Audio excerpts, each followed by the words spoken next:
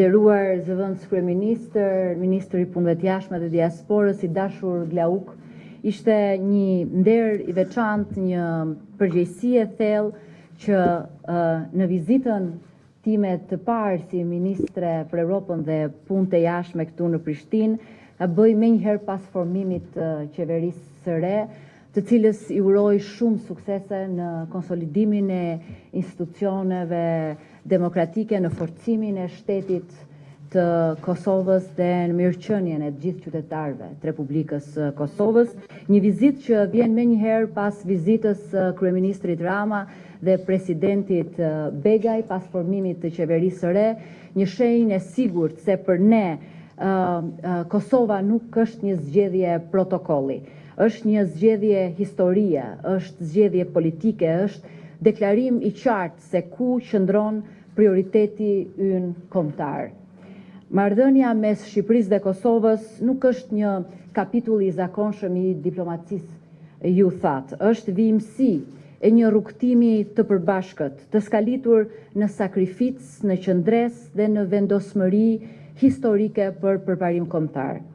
Viti 1999 ishte momenti kur bota pa drejtësitë, por pa edhe dinjitetin e një populli që kërkonte të jetonte i lirë.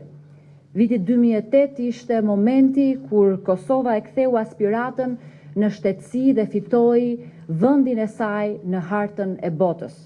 Viti 2026 duhet jetë momenti i konsolidimit të plot të subjektivitetit të saj ndërkombëtar dhe i mbylljes përfundimtare të çdo paqartësie historike për vendin e saj në Europë.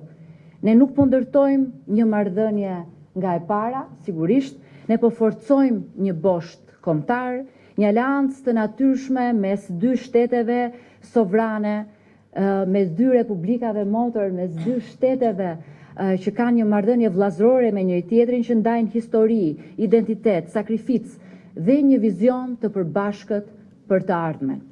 Të dy qeveritë tona prej kohësh kanë zgjedhur një politikbërje të bazuar te realiteti. Realiteti i një kohe, realiteti i një populli, realiteti i një shteti që ekziston, që funksionon dhe që nuk është objekt debati, por subjekt i të drejtës ndërkombëtare. Kosova është prioritet absolut i politikës të jashtme të Shqipërisë, por e lidhur shumë ngushësisht me gjitha zhvillimet e brendshme në Shqipëri dhe në Kosovë. Kjo nuk është retorik solidariteti dhe as formul diplomatike, është orientim strategjik i qëndrueshëm shtetëror.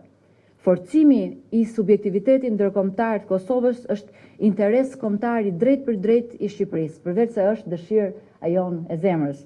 Çdo njohje e re, çdo antarësim i ri, çdo hap drejt konsolidimit ndërkombëtar të Kosovës është investim në sigurinë, në dinjitetin, në stabilitetin e të gjithë hapësirës tonë shqiptare, por edhe të rajonit. Shqipëria do të intensifikojë angazhimin diplomatik për zgjerimin e njohjeve në koordinim të vazhdueshëm së bashku krah për krah, por dhe për përparimin e Kosovës në organizatat